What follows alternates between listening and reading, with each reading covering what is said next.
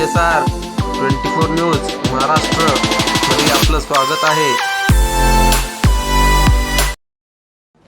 आजच्या या पत्रकार परिषदेच्या माध्यमातून सुरुवातीलाच मला धाराशिव जिल्ह्यातील जनतेचे मनापासून आभार व्यक्त करायचे आणि शब्द द्यायचा आहे की ज्या कारणासाठी आपण भारतीय जनता पार्टीला आणि महायुतीला निवडून दिलेलं आहे ते सर्व विकासाभिमुख कामं करण्याची जबाबदारी आम्ही स्वीकारलेली तर आहेच, पण त्याबद्दल आम्ही शब्द दिला आहे आणि त्याच्याच बरोबरीने आठही आपल्या ज्या नगरपरिषद आहेत आणि खास करून जिथे भारतीय जनता पार्टीचे नगराध्यक्ष आहेत, भारतीय जनता पार्टीची मेजॉरिटी आहे, अशा ठिकाणी तर अतिशय ताकदीने जनतेची सेवा करत असताना पारदर्शकता आणून प्रशासन जे आहे ते अतिशय गतिमान करण्याची आम्ही जबाबदारी स्वीकारलेली आहे।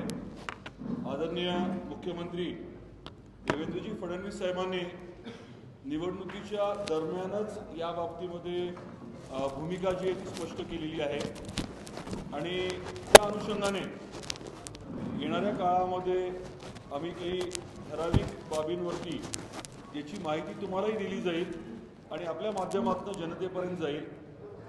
त्या आधारे येणाऱ्या काळामध्ये कामकाज जे आहे ते करायचं आम्ही ठरवलेलं आहे। आज आपण सर्वजण बघू शकता की जनतेने प्रचंड विश्वास महायुतीवरती टाकलेला आहे।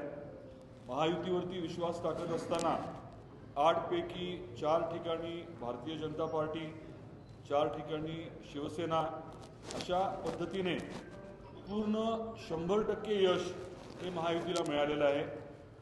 येणाऱ्या काळामध्ये महायुती म्हणूनच सकारात्मकतेने काम करण्याची आमची सर्वांची प्रक्रिया जी आहे ती राहणार आहे।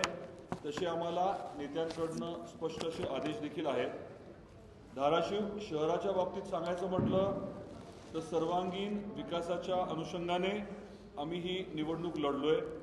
आम्ही काय काय करणार हे कागदावरती व्यवस्थित पॅम्फलेटच्या माध्यमातून माझ्या सहीनिशी आवर्जून दिले आणि तो आमचा इथला अजेंडा राहणार आहे।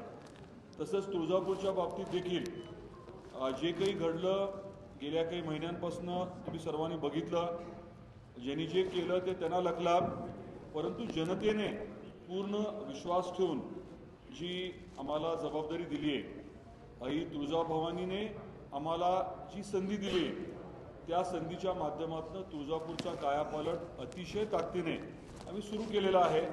त्याला अजून गती देऊन जागतिक दर्जाचं, वैश्विक दर्जाचं तीर्थक्षेत्र आपण तुळजापूरला निश्चित करतोय आणि पलीकडे जाऊन मग नळदुर्गचा मुद्दा असेल, कळंबचा मुद्दा असेल, या 4 नगरपरिषदांच्या बाबतीमध्ये अतिशय ताकदीने नियोजनबद्ध भारतीय जनता पार्टीचं काम होणार आहे। पलीकडे मुरुम आहे, तिथे बसवराज पाटील साहेबांच्या माध्यमातून पूर्ण ताकदीने काम होईल। उमरग्यात शिवसेनेच्या माध्यमातून होईल। भूमपरांड्याचं तर शिवसेनेचं आहेच आणि तिथे मदतीला आम्ही देखील आहोत। तर महत्त्वाचा विषय जो आपल्या सर्वांच्या माध्यमातून आम्हाला पोचवायचा आहे तो म्हणजे जनतेचे मनापासून आभार पहिले आम्हाला मानायचे। सर्व नेते कार्यकर्ते जे झटले त्यांचे मनापासून आभार मानायचे आणि आमची जबाबदारी जी आहे ती प्रचंड वाढलेली आहे। ही भावना घेऊन येणाऱ्या काळामध्ये आमचं कामकाज राहणार आहे।